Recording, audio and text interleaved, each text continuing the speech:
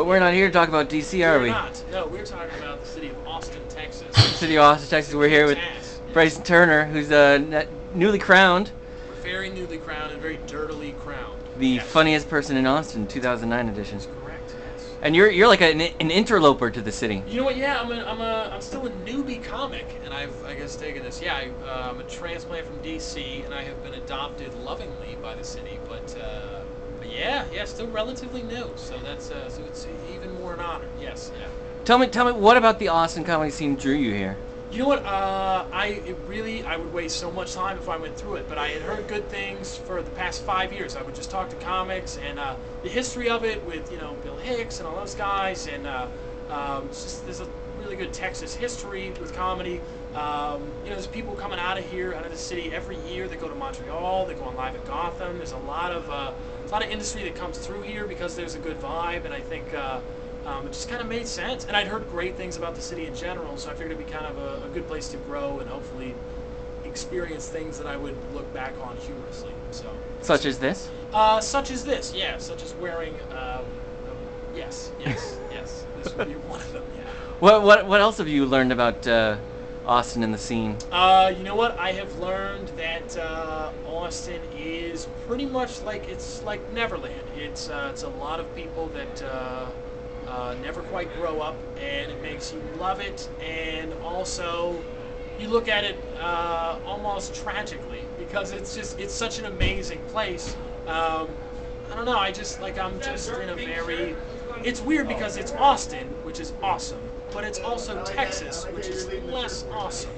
So it's it's trying to not be Texas, but it's like it's Austin, Texas. So it's like I feel like I'm developing a familial love for it, which means that I feel like I'm kind of allowed to also hate it. So has it?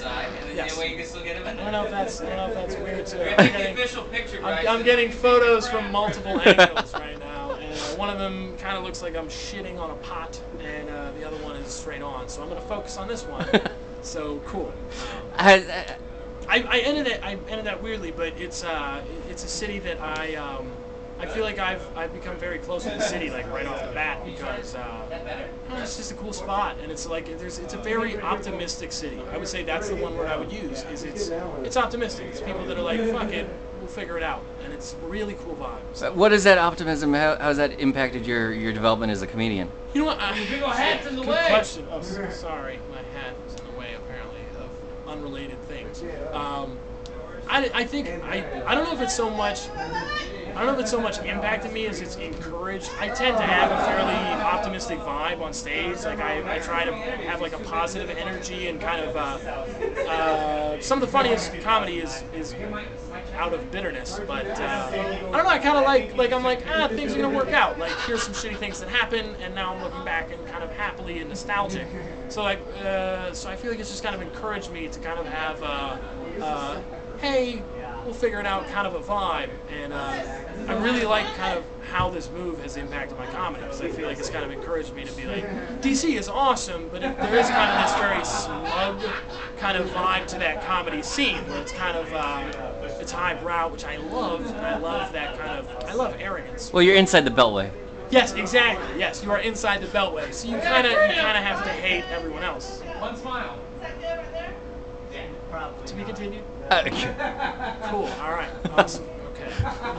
What else we got? I have this deep fear that I bore people. I'm very talkative, so it's my very hopeful that whoever is watching this feels so inspired to is like, oh, this is worth listening to, so, worth watching, I guess. So yes. What else you got?